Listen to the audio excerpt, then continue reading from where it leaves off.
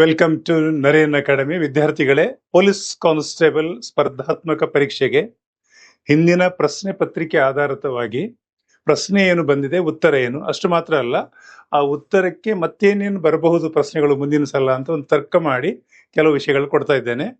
ಈ ಮೂರನೇ ಭಾಗ ಯಾವುದೇಳಿ? ಭಾಗ ಮೂರನೇ ಭಾಗ. ಸೊ ಈಗಾಗಲೇ ನಾನು ಫಸ್ಟ್ ಭಾಗ 1 ಭಾಗ 2 ಈಗಾಗಲೇ ಪಾಠ ಮಾಡಿದ್ದೇನೆ. ಈಗಾಗಲೇ ನೋಡಿರ್ಬೋದು, ಹೆಚ್ಚಿನ ವಿದ್ಯಾರ್ಥಿಗಳು ನೋಡಿದ್ದೀರಿ, ಒಳ್ಳೆ ರೆಸ್ಪಾನ್ಸ್ ಕೂಡ ಬಂದಿದೆ. ಮೂರನೇ ಭಾಗದಲ್ಲಿ ಏನೇನು ಪ್ರಶ್ನೆಗಳು ಅಂತ ಕೊಡ್ತಾ ಹೋಗ್ತಾ ಇದ್ದೇನೆ. ಅದಕ್ಕೆ ತರ್ಕವನ್ನು ಮಾಡಿದ್ದೇನೆ ಕೆಲವು. ನೋಡಿ, ಮತ್ತೆ ನೀವು ಕೂಡ ಸರ್ಚ್ ಮಾಡಿದರೆ ಖಂಡಿತ ಮಾಹಿತಿ ಸಿಗ್ತದೆ, ಮತ್ತೆ ಪಾಸ್ ಆಗಲಿಕ್ಕೆ ತುಂಬಾ ಸಾಧ್ಯತೆಗಳಿದೆ. 100ಕ್ಕೆ 100ರಷ್ಟು ನೋಡುವ ಒಂದೊಂದಾಗಿ. ವಿದ್ಯಾರ್ಥಿಗಳೇ, ಪ್ರಶ್ನೆ 26 ಅಂತ ಕೊಟ್ಟಿದ್ದೇನೆ. ಯಾಕೆ 26 ಯಾಕೆ ಅಂತ ಹೇಳಿದ್ರೆ,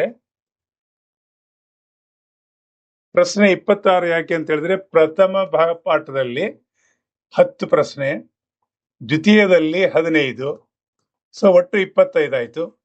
ಸೊ ಹಾಗಾಗಿ ಇದು 26ನೇ ಪ್ಲೇಸ್. ಯಾಕಂತ ಹೇಳಿದ್ರೆ, ಈ ಕಾನ್ಸ್ಟೇಬಲ್ ಅಂದ್ರೆ ಸಿವಿಲ್ ಪೊಲೀಸ್ ಕಾನ್ಸ್ಟೇಬಲ್ 100 ಪ್ರಶ್ನೆ ಇರ್ತದೆ. ಪ್ರತಿ ಪ್ರಶ್ನೆಗೆ 1 ಅಂಕ.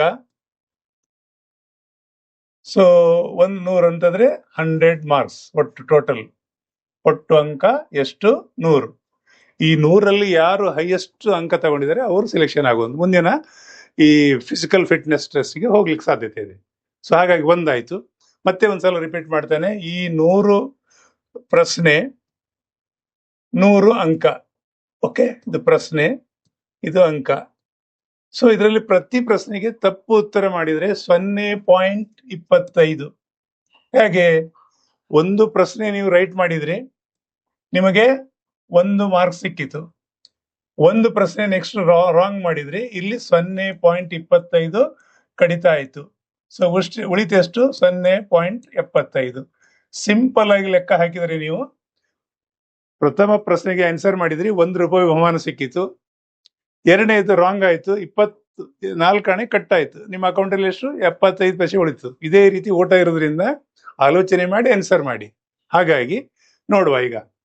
ಸೊ 26ನೇ ಪ್ರಶ್ನೆ, ಭಾಗ 3. ಎಷ್ಟು? ಭಾಗ 3 ನೋಡುವಲ್ಲ. ಭಾರತ ಚೀನಾ ಗಡಿಯನ್ನು ರಕ್ಷಿಸುವ ಜವಾಬ್ದಾರಿ ಹೊಂದಿರೋ ಪಡೆ ಯಾವುದು? ವಿದ್ಯಾರ್ಥಿಗಳೇ, ತುಂಬಾ ಪಡೆಗಳಿದೆ, ಅದು ಇನ್ನೊಂದ್ಸಲ ನಿಮಗೆ ಪಾಠ ಮಾಡ್ತೇನೆ. ಈಗ ಇಲ್ಲಿಗೆ ಸೀಮಿತವಾಗಿ. ಗಡಿ ಭದ್ರತಾ ಪಡೆ PSF, ಕೇಂದ್ರೀಯ ಮೀಸಲು ಪಡೆ ಇದ, ಅಥವಾ ಇಂಡೋ ಟಿಬೆಟ್ ಪೊಲೀಸ್ ಪಡೆಯ, ಅಥವಾ ಕೇಂದ್ರೀಯ ಕೈಗಾರಿಕಾ ಭದ್ರತಾ ಪಡೆ? ಯಾರು ರಕ್ಷಿಸ್ತಾರೆ? ಯಾವುದು? ಭಾರತ ಚೀನಾ ಗಡಿಯನ್ನು ರಕ್ಷಿಸುವವರು ಯಾರು ಅಂತ ಕೇಳಿದ್ದಾರೆ. ಸೊ ಯಾವಾಗಲೂ ನೆನ್ಪಿಡಿ, ಯುದ್ಧ ಆಗುವಾಗ ಸೈನಿಕರು ಇರ್ತಾರೆ. ಯುದ್ಧ ಮೊದಲು ಯಾವುದೇ ಗಡಿ, ಭಾರತದ ಯಾವುದೇ ಗಡಿಗಳಲ್ಲಿ ಅಲ್ಲಿ ಕಾಯುವಂತ ಒಂದು ಪಡೆ ಇರ್ತದೆ ಅಲ್ವಾ? ಸೊ ಆ ಪಡೆ ಯಾವುದು ಅಂತ ಕೇಳಿದ್ದಾರೆ. ಬಹಳ ಸಿಂಪಲ್ ಆಗಿದೆ. ನೋಡುವಲ್ಲ ಆನ್ಸರ್ ನೋಡುವ. ಎಸ್, ಇಲ್ಲಿ ಪ್ರಶ್ನೆ ಸಿ. ಯಾವುದು ಹೇಳ್ತಾರೆ ಅವರು?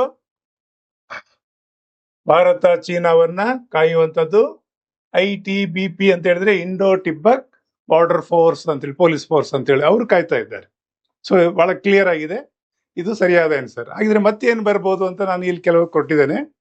ಭಾರತ ಪಾಕಿಸ್ತಾನ್ ಗಡಿಯನ್ನು ಯಾರು ಕಾಯ್ತಾರೆ ಅಂತ ಹೇಳಿದ್ರೆ BSF, ಬಾರ್ಡರ್ ಸೆಕ್ಯೂರಿಟಿ ಫೋರ್ಸ್. ನೆನ್ಪಿಟ್ಕೊಳ್ಳಿ, ಬಾರ್ಡರ್ ಸೆಕ್ಯೂರಿಟಿ ಫೋರ್ಸ್, ಇವರು ಕಾಯ್ತಾರೆ.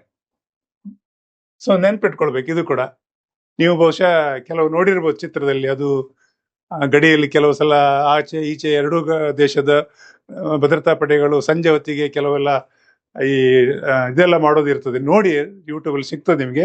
BSF ಬಹಳ ಚೆನ್ನಾಗಿರ್ತದೆ, ಹೇಗೆ ಕಡಿಯನ್ನು ಕಾಯ್ತಾ ಇದ್ದಾರೆ ಅಲ್ಲಿ ಎರಡೂ ದೇಶದ ಜನ ಸೇರುದು. ಆದ್ರೆ ಇದು ಬೇಕಾಗ್ತದೆ, ಯಾಕಂದ್ರೆ ನೀವು ಪೊಲೀಸ್ ಜಾಬ್ ಇರೋದ್ರಿಂದ ಇದೆಲ್ಲ ಗೊತ್ತಿರ್ಬೇಕಲ್ಲ, ಅದಕ್ಕೆ ಕೇಳಿದ್ದಾರೆ. ಇನ್ನೊಂದು ನಿಮ್ಗೆ ಇದು ಕೇಳ್ಬೋದು, ಭಾರತ ನೇಪಾಳ ಗಡಿಯನ್ನು ಯಾರು ಕಾಯ್ತಾರೆ ಅಂತ ಹೇಳಿದ್ರೆ ಸಶಸ್ತ್ರ ಸೀಮಾ ಬಲ್.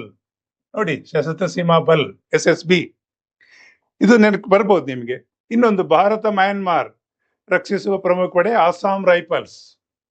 ಇದೇನು ಹೀಗೆ ಹೆಸರಿಟ್ಟಿದ್ದಾರೆ ಅಂತ ಹೇಳಿದ್ರೆ, ಆ ಒಂದು ಪಡೆಗೆ ನಿರ್ದಿಷ್ಟವಾದ ಹೆಸರು ಕೊಟ್ಟಾಗ ಅದು ಯಾರು ಏನು ಅಂತ ಗೊತ್ತಾಗ್ತದೆ.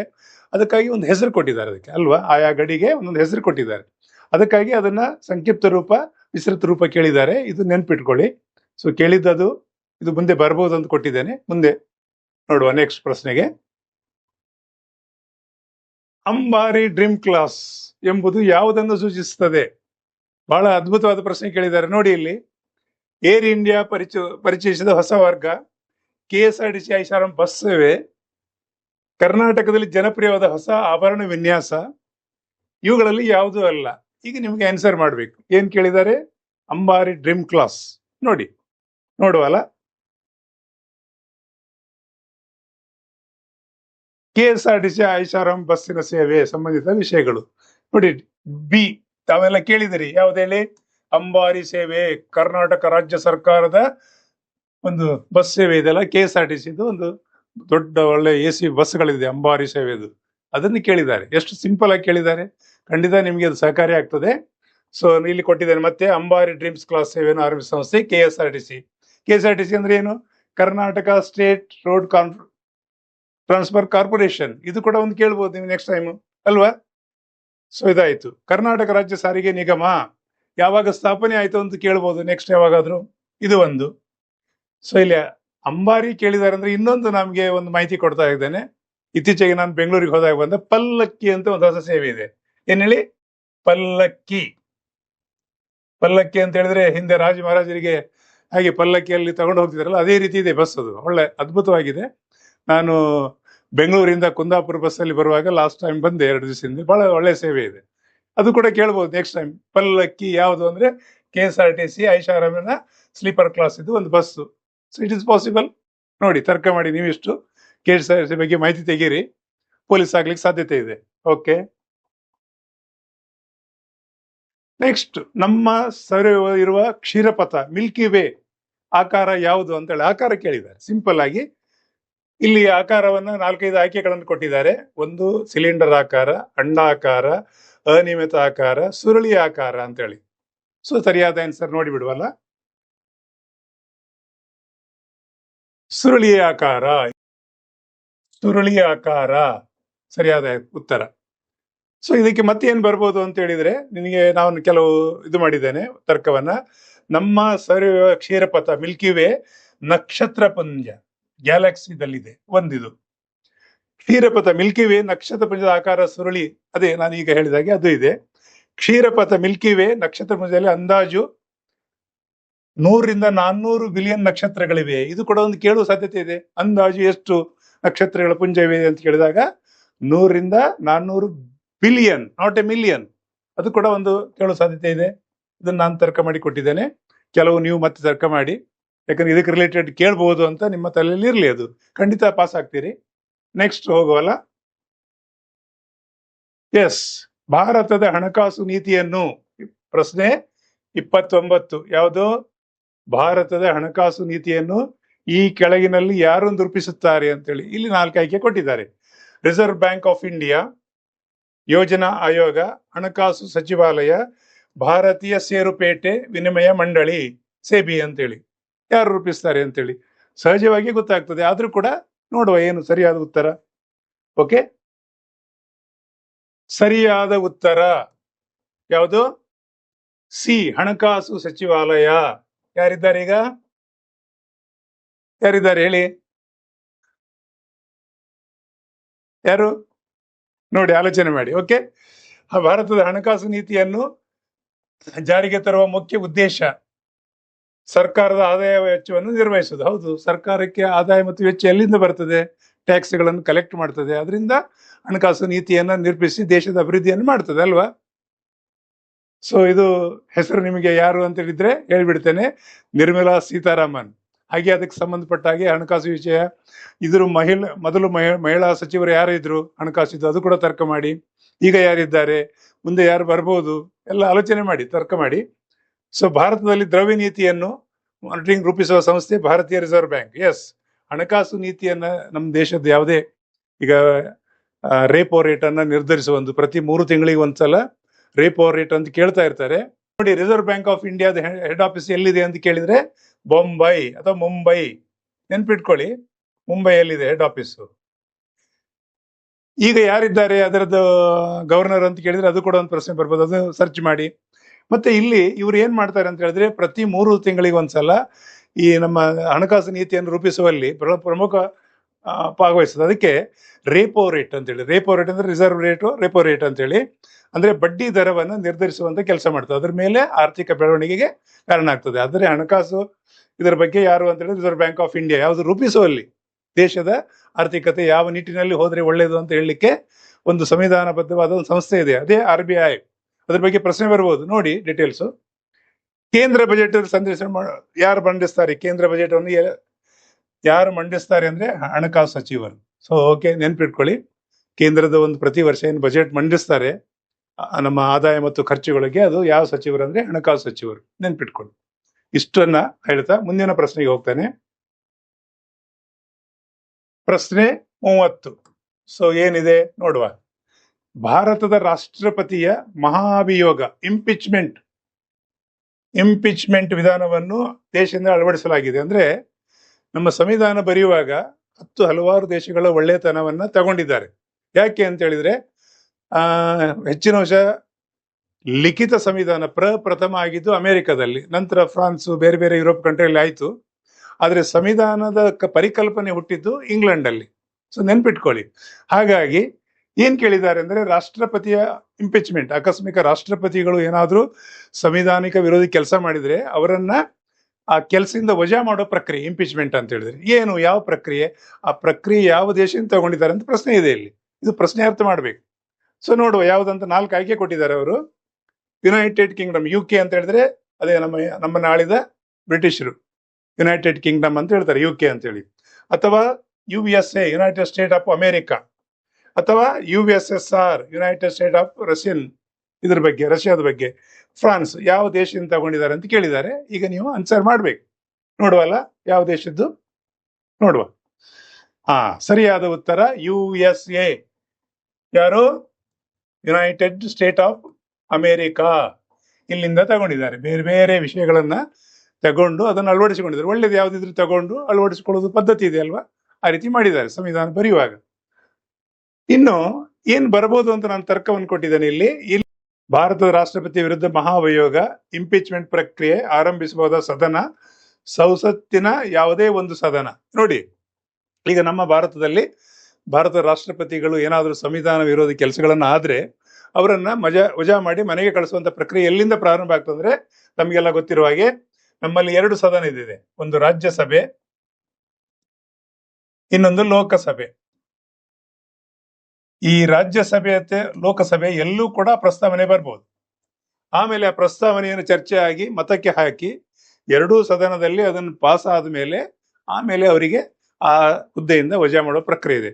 ಆದ್ರೆ ಒಂದ್ ನೆನ್ಪಿಡಿ, ಭಾರತದಲ್ಲಿ ಅಂತ ಸಂದರ್ಭ ಬರಲಿಲ್ಲ.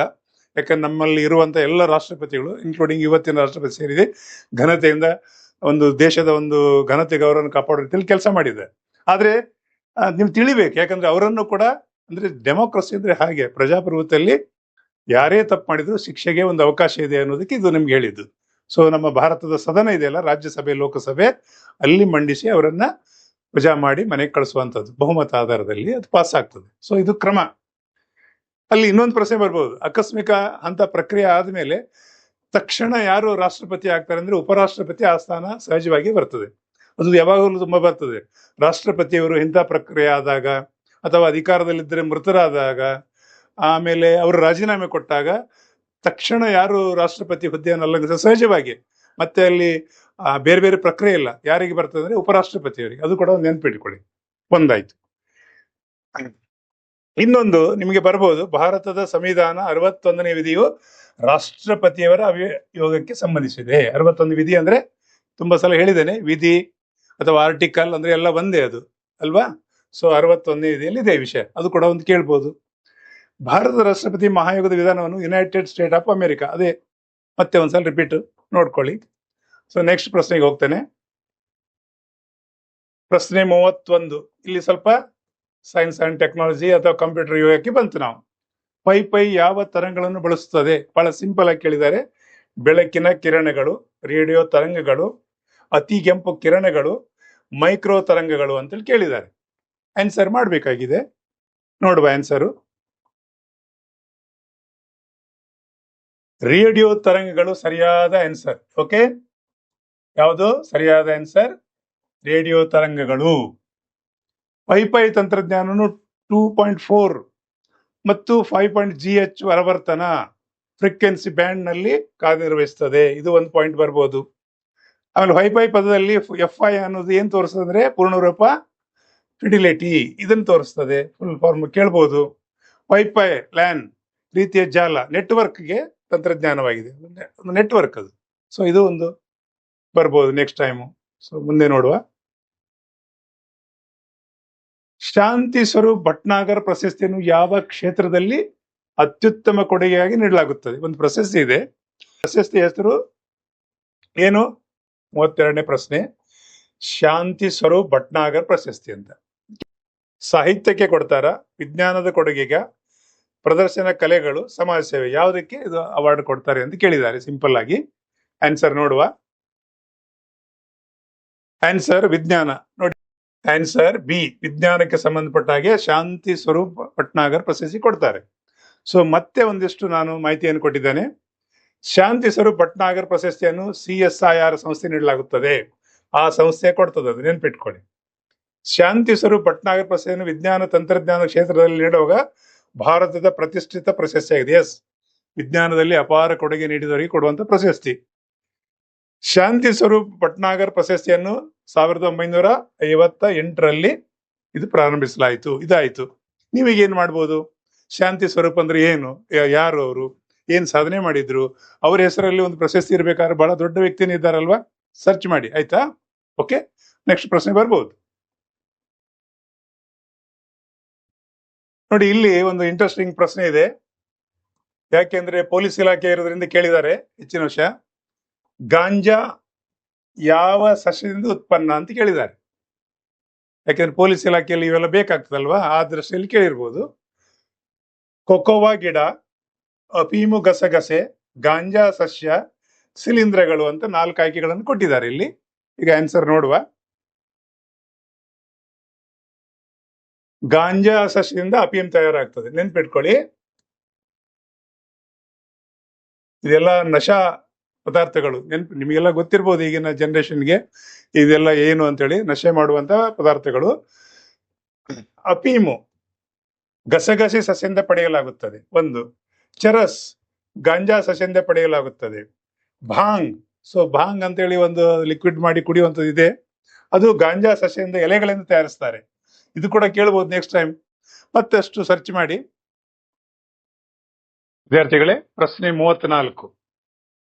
ಈಗ ನಾನು ಹೇಳ್ತಾ ಇರೋದು 34ನೇ ಪ್ರಶ್ನೆ. ಏನ್ ಕೇಳಿದ್ದಾರೆ ಅಂದ್ರೆ, ಕೆಳಗಿನವರಲ್ಲಿ ಯಾರು ಸಂಸತ್ತಿನ ಯಾವುದೇ ಸದನದ ಸದಸ್ಯರಾಗಿದ್ರು ಎರಡೂ ಸದನಗಳಲ್ಲಿ ಭಾಗವಹಿಸಬಹುದು? ಬಹಳ ಇಂಟ್ರೆಸ್ಟಿಂಗ್ ಇದೆ ಇದು. ಏನ್ ಕೇಳಿದ್ದಾರೆ ಅಂತ ಹೇಳಿದ್ರೆ, ತಮಗೆಲ್ಲ ಗೊತ್ತಿರೋ ಹಾಗೆ ನಮ್ಮಲ್ಲಿ 2 ಸದನ ಇದೆ, ರಾಜ್ಯಸಭೆ, ಲೋಕಸಭೆ. ಆ ಅಲ್ಲಿ ಏನಿದೆ ಅಂತ ಹೇಳಿದ್ರೆ, ಆ ಸದನದ ಮೆಂಬರ್ ಆದವರು ಮಾತ್ರ ಅಲ್ಲಿ ಕೂತ್ಕೊಂಡು ಚರ್ಚೆ ವಿಮರ್ಶೆಯಲ್ಲಿ ಭಾಗವಹಿಸಲಿಕ್ಕೆ ಅವಕಾಶ ಇದೆ. 2 ಸದನದ ಮೆಂಬರ್ ಅಲ್ಲ, ಆದ್ರೆ ಅವರಿಗೆ ಕೂತ್ಕೊಳ್ಬಹುದು, ಅಲ್ಲಿ ಚರ್ಚೆಯಲ್ಲಿ ಭಾಗವಹಿಸಬಹುದು, ಮಾತಾಡ್ಲಿಕ್ಕೂ ಅವಕಾಶ ಇದೆ. ಅದು ಯಾರು ವ್ಯಕ್ತಿ ಅಂತ 4 ಹುದ್ದೆಗಳನ್ನು ಕೊಟ್ಟಿದ್ದಾರೆ, ನೀವು ಆಯ್ಕೆ ಮಾಡ್ಬೇಕು. ಅದಕ್ಕೆ ಪಾಲಿಟಿ ಕ್ಲಾಸಿಗೆ ರಿಲೇಟೆಡ್ ಇದು. ಸೊ ನೋಡುವಲ್ಲ ಆನ್ಸರ್ ಏನೇನ್ ಆಯ್ಕೆಗಳನ್ನು ಕೊಟ್ಟಿದ್ದಾರೆ. ಸಾಲಿಸಿಟರ್ ಜನರಲ್ ಆಫ್ ಇಂಡಿಯಾ ಇವರ, ಭಾರತದ ಉಪರಾಷ್ಟ್ರಪತಿಯ ಅದು ಕೇಳಿದ್ದಾರೆ, ಭಾರತದ ನಿಯಂತ್ರಕ ಮತ್ತು ಮಹಾಲೇಖಪಾಲರು CAG, ಅಥವಾ ಅಟಾರ್ನರಿ ಜನರಲ್ ಆಫ್ ಇಂಡಿಯಾ, ಇದರಲ್ಲಿ ಯಾರು ಅಂತ ನೀವು ಆಯ್ಕೆ ಮಾಡ್ಬೇಕು. ಸೊ ಯಾರಾದ್ರೂ ಪಾಲಿಟಿ ಕ್ಲಾಸ್ ಎಲ್ಲ ನೋಡಿದ್ರೆ ಬಹಳ ಈಸಿಯಾಗಿ ಆನ್ಸರ್ ಮಾಡ್ಬೋದು. ಆದ್ರೂ ಕೂಡ ಆನ್ಸರ್ ನೋಡುವ ನೆಕ್ಸ್ಟ್ ಏನ್ ಬರ್ಬೋದು ಅಂತೇಳಿ. ಸರಿಯಾದ ಉತ್ತರ ಅಟಾರ್ನರಿ ಜನರಲ್ ಆಫ್ ಇಂಡಿಯಾ. ಇವರು 2 ಸದನದಲ್ಲಿ ಭಾಗವಹಿಸುವುದು. ಯಾವ ಸದನ? ರಾಜ್ಯಸಭೆ, ಲೋಕಸಭೆ. ಸೊ ಈ 2 ಸದನದಲ್ಲಿ ಇವರು ಭಾಗವಹಿಸಿ, ಇದು ಯಾರು ಸರ್ ಇವರು ಅಂತ ಹೇಳಿದ್ರೆ, ಇವರಿಗೆ ಭಾರತದ ಮಹಾ ನ್ಯಾಯವಾದಿ ಅಂತ ಹೆಸರು.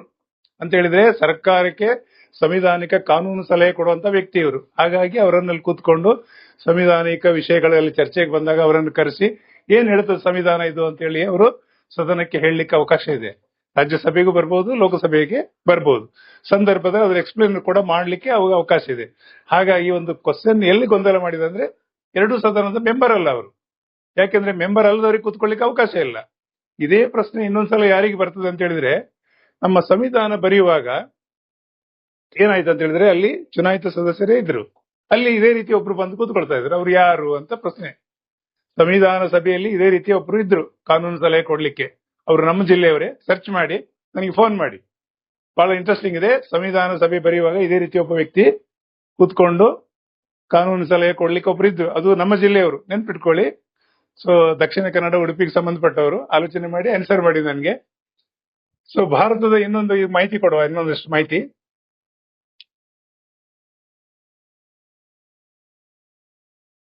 ಭಾರತ ಅಟಾರ್ನಿ ಜನರಲ್ ರಾಷ್ಟ್ರಪತಿ ನೇಮಿಸ್ತಾರೆ. ಇವರನ್ನು ಯಾರು ನೇಮಿಸ್ತಾರೆ ಅಂತ ಕೇಳಿದ್ರೆ ರಾಷ್ಟ್ರಪತಿಗಳು ನೇಮಿಸ್ತಾರೆ. ಹೆಚ್ಚಿನ ಎಲ್ಲ ಹುದ್ದೆ ರಾಷ್ಟ್ರಪತಿ. ನಿಮಗೆ ಹಾಗೇನಾದ್ರೂ ಬಂದ್ರೆ ಸಂವಿಧಾನಿಕ ಹುದ್ದೆ ಎಲ್ಲ ಹುದ್ದೆಗಳನ್ನು ಯಾರು ನೇಮಿಸ್ತಾರೆ ಅಂದ್ರೆ ರಾಷ್ಟ್ರಪತಿಗಳೇ. ಸೊ ಅದೊಂದು ನೆನ್ಪಿಟ್ಕೊಳ್ಳಿ.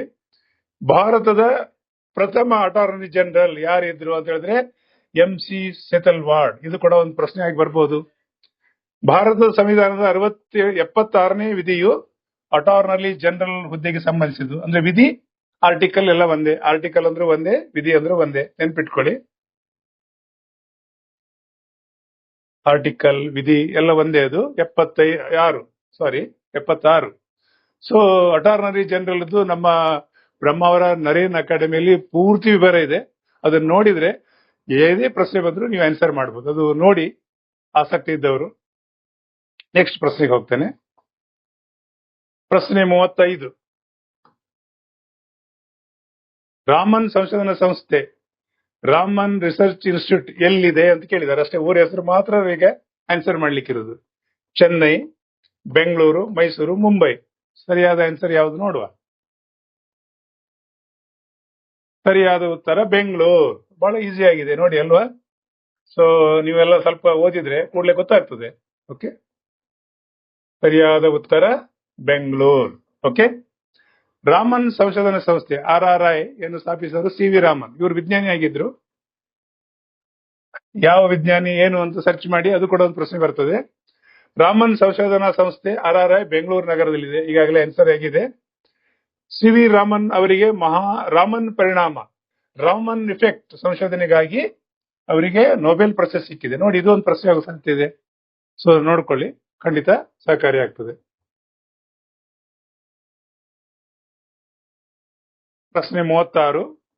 ಪ್ರೊಸೆಸರ್ ಚಿಪ್ ನ ವೇಗವನ್ನು ಯಾವುದರಿಂದ ಅಳೆಯಲಾಗುತ್ತದೆ? So computer related ಬಂತಿಲ್ಲಿ.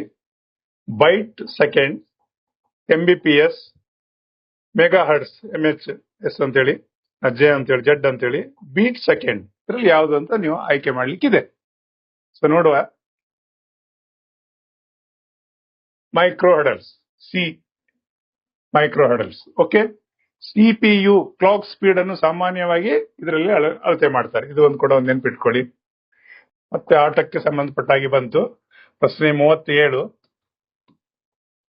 Tokyo Olympics ನಲ್ಲಿ ರಷ್ಯಾ ಯಾವ ಹೆಸರಿನಲ್ಲಿ ಭಾಗವಹಿಸಿತ್ತು? ತಮ್ಗೆಲ್ಲ ಗೊತ್ತಿದೆ. USSR ಅಂತೇಳಿ ಮೊದಲಿತ್ತು, ಅದು ಮಹಾ ಸಂಘಟನೆ ಇರುವಾಗ.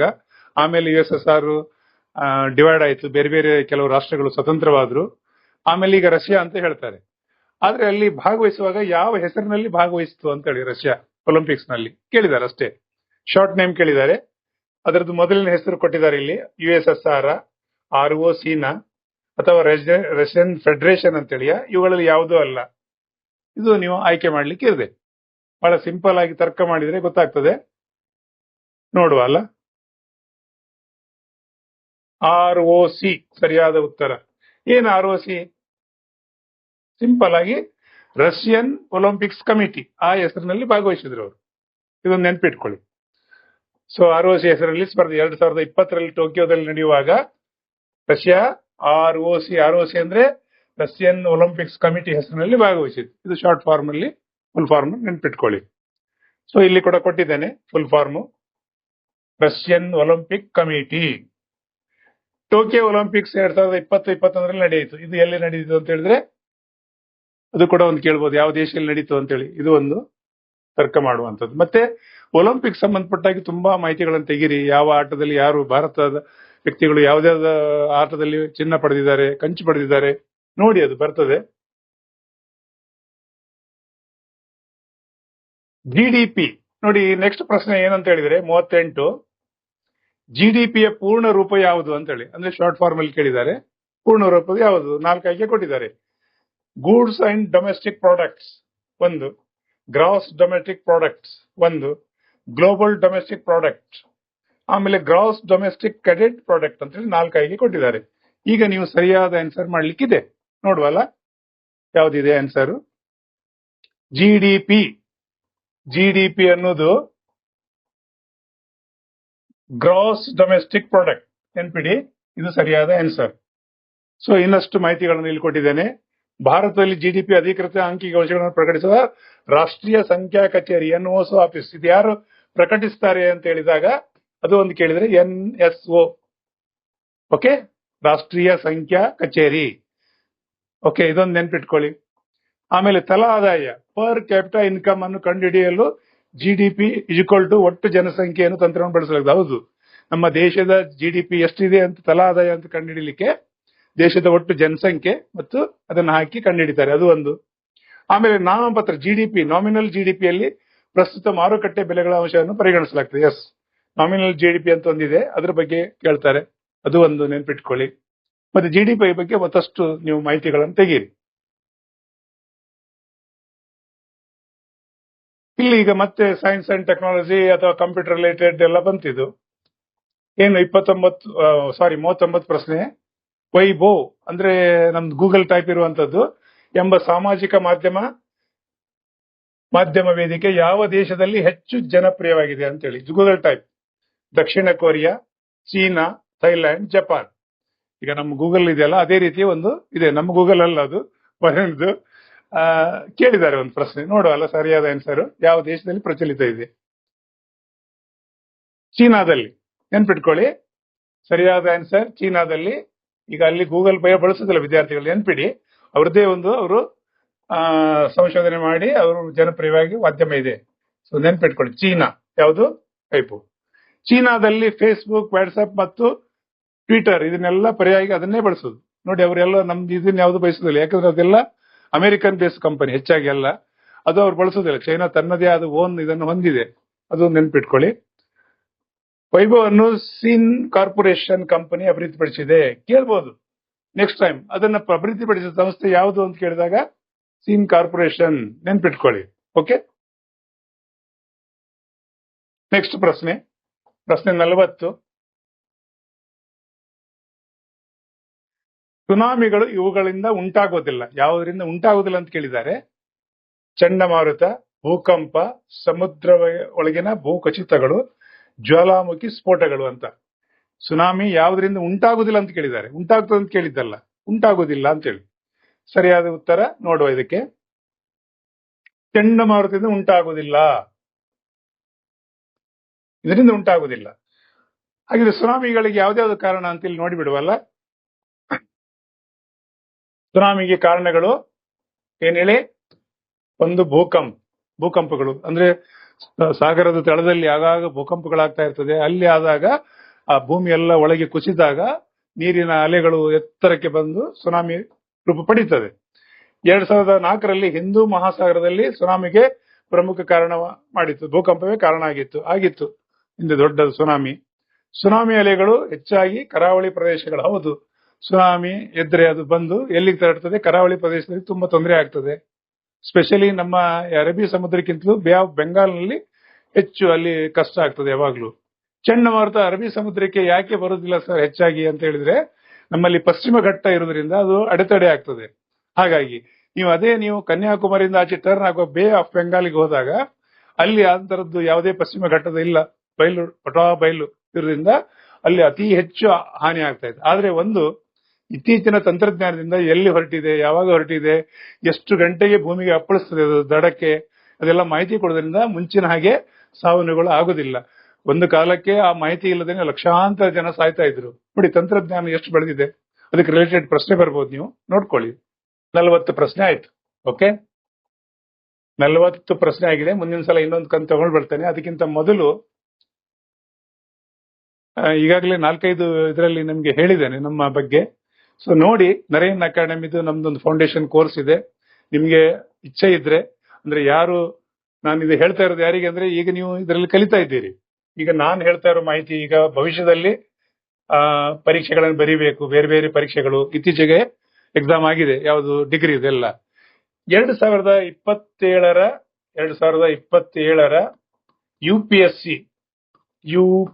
S C civil service exam. ಈಗ ಹೇಳಿದ್ರೆ ಅರ್ಥ ಆಗ್ಲಿಕ್ಕಿಲ್ಲ, ಆಗ್ತದೆ ತುಂಬಾ ಜನರಿಗೆ. IAS ಎಕ್ಸಾಮ್ ಅಂತ ಹೇಳ್ತಾರೆ. ಈ ಎಕ್ಸಾಮ್ ಇಂದ ಕ್ಯಾಲೆಂಡರ್ ಬಿಡುಗಡೆ ಆಗಿದೆ.